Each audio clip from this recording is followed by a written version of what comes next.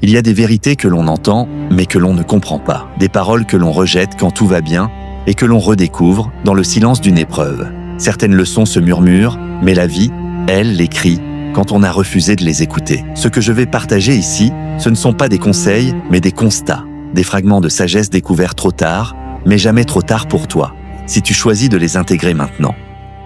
Il faut apprendre à avancer seul. Ce n'est pas une idée triste.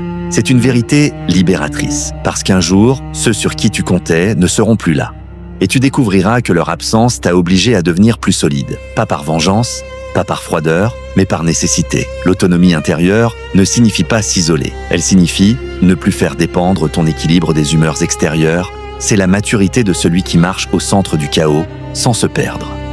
On pense souvent que la discipline est une contrainte, mais en vérité, elle est un pouvoir. Elle est ce qui te permet de tenir tes promesses, même lorsque la motivation a disparu. La discipline, c'est choisir de faire ce qui est juste au lieu de ce qui est confortable. C'est te dire non aujourd'hui pour pouvoir te dire oui demain.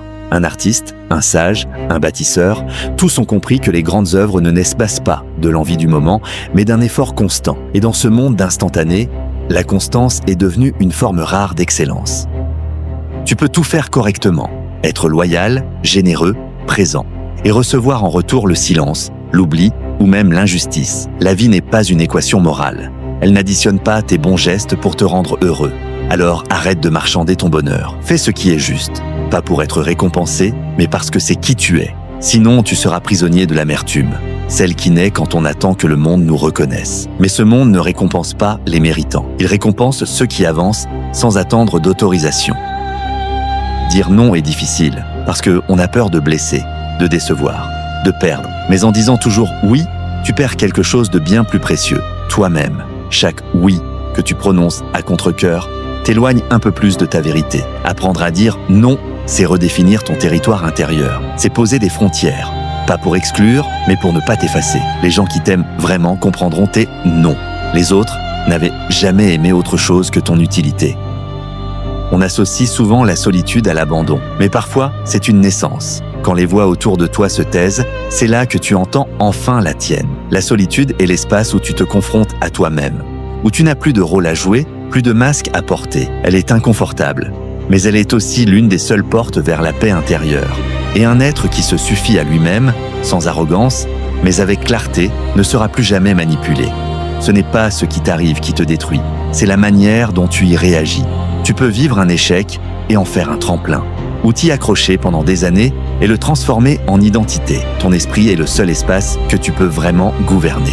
Alors fais de lui un lieu de clarté, de silence, de lucidité. Les pensées sont comme des invités. Tu ne choisis pas toujours qui frappe à ta porte, mais tu choisis qui tu laisses entrer et combien de temps tu les laisses rester.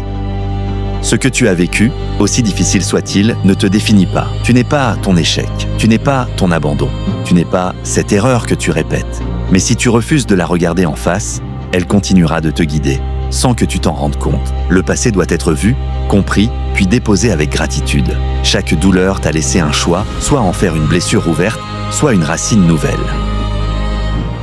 Tu attendras toujours le moment parfait, le bon signe, la sécurité complète, et rien ne viendra. Parce que le moment parfait n'existe pas. Il se construit, il ne se trouve pas. L'action vient avant la clarté. C'est en marchant que le chemin se révèle. Et chaque pas est déjà une victoire sur la peur. Alors n'attends plus que tout soit prêt. Commence là où tu es, avec ce que tu as. Et fais confiance au processus. Tu n'es pas un enfant perdu dans un monde trop vaste. Tu es une conscience. Un être en capacité de choisir. Chaque jour est une proposition. Répéter ou réinventer. Subir ou créer. Attendre ou incarner. Personne ne viendra t'offrir la vie dont tu rêves. Mais tu peux commencer à en planter les graines. Et c'est déjà beaucoup. Tu es le seul artisan de ta paix, le seul gardien de ta lumière. Il y a des départs sans explication, des douleurs sans justice, des pertes sans sens, et tu peux t'y accrocher ou les laisser partir sans réponse. Parfois, le plus grand courage, c'est d'accepter de ne pas savoir et de continuer quand même. La paix commence là, quand tu choisis de faire confiance à ce que tu ne vois pas encore. Quand tu avances, non pas parce que tu es sûr, mais parce que tu es en vie. Ce que j'ai appris trop tard, tu peux l'apprendre maintenant et en faire quelque chose de vivant. Pas pour devenir quelqu'un d'autre, mais pour revenir vers toi. Car tout ce que tu cherches à l'extérieur existe déjà en toi, sous forme de silence, de graines, de lumière en attente. Alors, marche. Pas pour prouver quoi que ce soit, mais parce que tu es prêt.